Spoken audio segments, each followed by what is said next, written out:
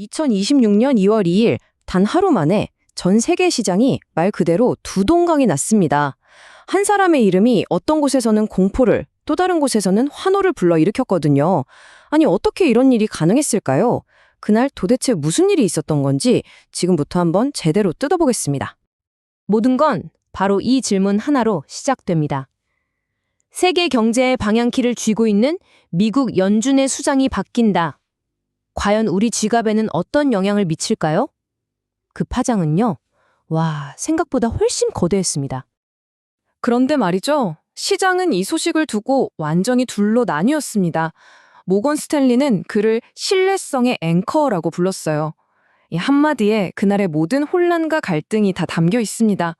아니, 어떻게 똑같은 소식을 두고 한쪽은 공포에 떨고 다른 쪽은 안정의 신호라고 할 수가 있었을까요? 자, 첫 번째 파트입니다.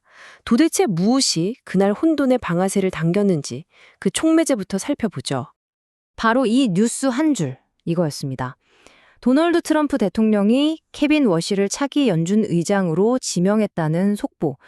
이 소식이 정말 폭탄처럼 전 세계 금융시장 한복판에 뚝 떨어진 겁니다. 아니, 케빈 워시라는 이름이 왜 그렇게 시장을 공포에 떨게 했을까요? 그 이유는 간단해요. 이 사람이 바로 통화 매파라서 그렇습니다. 쉽게 말해서 인플레이션 잡겠다고 금리 팍팍 올리고 시장에 풀린 돈줄을 꽉 쥐는 그런 스타일의 인물이라는 거죠. 투자자들 입장에서는 최악의 시나리오 중 하나였던 겁니다. 그 결과가 이 표에 그대로 나타나는데요. 보세요. 워시 효과 때문에 달러는 급등했죠. 반대로 유로는 1.4%나 폭락하고 원유는 세상에 4.5% 넘게 곤두박질 쳤습니다. 말 그대로 돈이 안전자산인 달러로 싹 다 몰리면서 다른 모든 자산이 그냥 무너져 내린 거예요. 자, 그런데 여기서부터 이야기가 정말 흥미로워집니다. 전 세계가 공포에 벌벌 떨고 있을 때 바다 건너 유럽에서는요, 완전히 정말 180도 다른 상황이 펼쳐지고 있었거든요. 네, 이거 믿기 좀 어려우실 수도 있는데 진짜예요. 아시아 시장은 폭락하고 원자재는 박살이 났는데 유럽 주요 증시는 오히려 상승 마감을 했다니까요. 아니, 이게 어떻게 된 일일까요? 비결은 딱 하나, 바로 펀더멘털이었습니다. 그러니까 글로벌 시장이라는 거대한 태풍이 몰아치는데 유럽 경제는 그야말로 튼튼한 성벽을 두른 성 같았던 거죠. 제조업도 살아나고 있었겠다. 소비 심리도 회복되고 있었겠다. 기업들 실적도 좋았겠다. 외부 충격을 막아낼 튼튼한 방어벽이 이미 딱 갖춰져 있었던 셈입니다.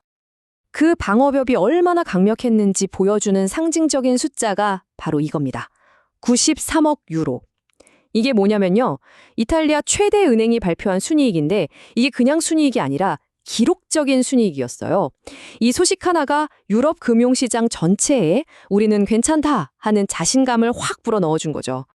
자, 이제 다시 이야기의 진원지 미국으로 한번 돌아가 보겠습니다. 여기가 사실 이야기의 가장 큰 반전이죠. 이 충격의 한가운데 있었던 월스트리트는 과연 이 사태를 어떻게 받아들였을까요? 결과는 정말 놀라웠습니다. 아시아 시장과는 완전히 딴판이었어요. 이 차트 좀 보세요. 다우존스, S&P 500, 나스닥, 미국 3대 지수 모두가 시뻘겋게, 그러니까 상승으로 마감했잖아요? 아니, 대체 월스트리트는 우리랑 다른 뉴스를 본 걸까요? 월스트리트의 생각은 완전히 달랐던 겁니다. 이유는 크게 두 가지였어요. 첫째, 원자재 시장이 무너지니까 거기서 빠져나온 어마어마한 돈이 갈 곳을 잃고 주식시장으로 흘러들어왔고요. 둘째, 이게 더 중요한데 월가는 오시의 등장을 위협이 아니라 오히려 불확실성의 해소로 본 거예요.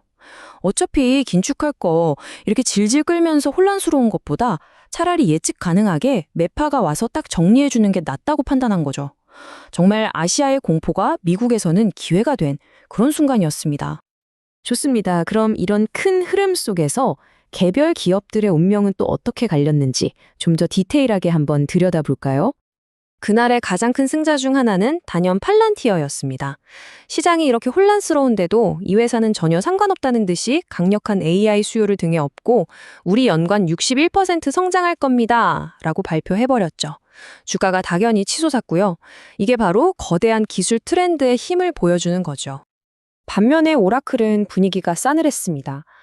똑같이 AI에 투자하겠다고 무려 500억 달러라는 거금을 조달하겠다고 발표했는데 시장은 이걸 완전히 다르게 해석한 겁니다. 와, 미래를 위해 투자하네?가 아니라 그럼 기존 주주들 지분 가치는 희석되는 거 아니야? 이 걱정이 더 컸던 거죠. 주가가 3%나 빠졌습니다. 그 밖에도 디즈니는 테마파크 실적이 잘 나와서 웃었고, 엔비디아는 오픈AI랑 사이가 안 좋다는 소문 때문에 울었고요. 타이슨 푸드는 닭고기 수요가 늘었다는 좋은 소식으로 주가가 오른 등 정말 각자의 스토리에 따라서 희비가 극명하게 엇갈린 하루였습니다. 자, 이제 마지막으로 이 시장의 시끄러운 소음 뒤에서 조용히 하지만 아주 거대하게 움직이고 있던 정책적인 흐름들을 짚어보면서 오늘 이야기를 마무리하겠습니다. 결국 그날 시장의 움직임은요, 더 큰 체스판 위에 놓인 말 하나에 불과했습니다.